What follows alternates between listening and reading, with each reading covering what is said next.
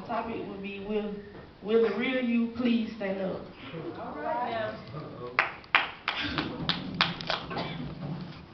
now. In Matthew 2, they talked about the birth of Jesus. And from birth, Jesus was hated. And somebody wanted to kill him. And so we judge others and justify ourselves. We judge others and make excuses for ourselves. Realize that from birth, some demons probably hated you or even tried to kill you. But if you made it this far, you still got work to do. Be the best you know how to be, flaws and all. Because if you being someone else, who's left being you? All right now. No need to put on the front or pretend. God knows and sees all. I can remember being caught up on how people felt about me and was I being accepted. So some little signs they would use to let me know, we see you, but you're not that important. So I had to remind myself I'm supposed to be different. And as I look over my school years, I always was odd. Never ran with the crowd, but I started my own crowd. And they looked up to me, followed me. And I can't say my actions were all good, but it felt good to own me. And it didn't matter what others thought. All right now. Every time you don't follow your inner guidance, this is a quote. Every time you don't follow your inner guidance, you feel a loss of energy, loss of power, a sense of spiritual deadness. An example is like when we say, I should have followed my mind. Another quote, be the first-rate version of yourself, not a second-rate version of someone else.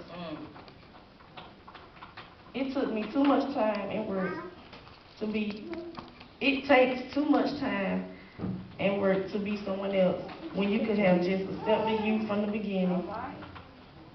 Once I learned to be joy, flaws and all, ministry became a little easier. Not at all perfect, but when God steps in and prepares you for a perfection of who you are and were born to be. It takes courage to grow up and be who you really are.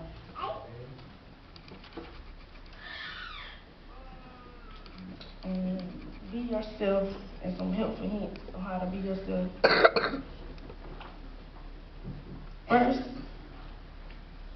The first tip is to find yourself and define yourself on your terms.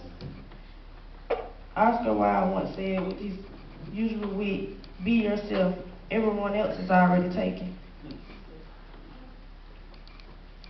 Yet you can't be yourself if you don't know, understand, and accept yourself first. It should be your primary goal to find this out. Avoid fixating on the past and not letting yourself grow.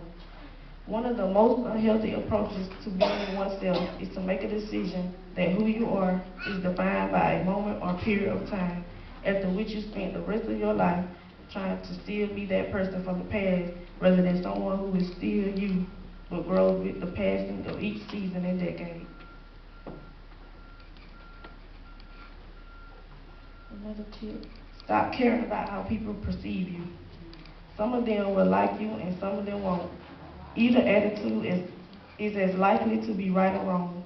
It's a next to impossible to be yourself when you're caught up in constantly wondering, do they think I'm funny?